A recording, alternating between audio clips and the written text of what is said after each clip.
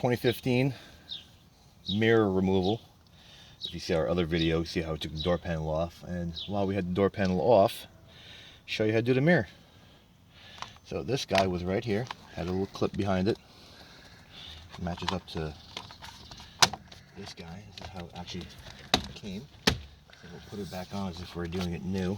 So the door panel was already taken off before. Now we can take off this guy, which, yes, I think you have to take the door panel off to get to the mirror. This tucks behind the door panel. So if you want to get crazy and try it, I think you're going to break it. So take this guy off. Just mostly pressure fitted again. You don't even have to take the whole thing off. You just leave it right there. Be safe. You can take it off.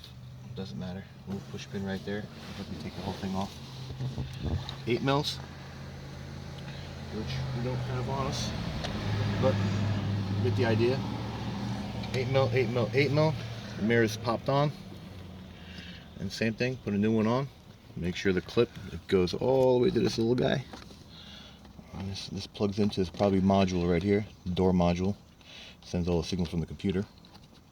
Just unplug it, and you got a whole new mirror.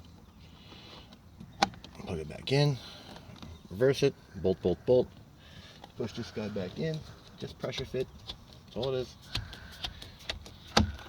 That's it. Line this guy up. You'll feel it pop in. And you're good to go. Now you put the door panel back on once you get a new mirror. Or if you want to paint them, do something silly to them. Alright. Go. And there you have it. So, like and subscribe, and we'll come up with more videos as we put them up.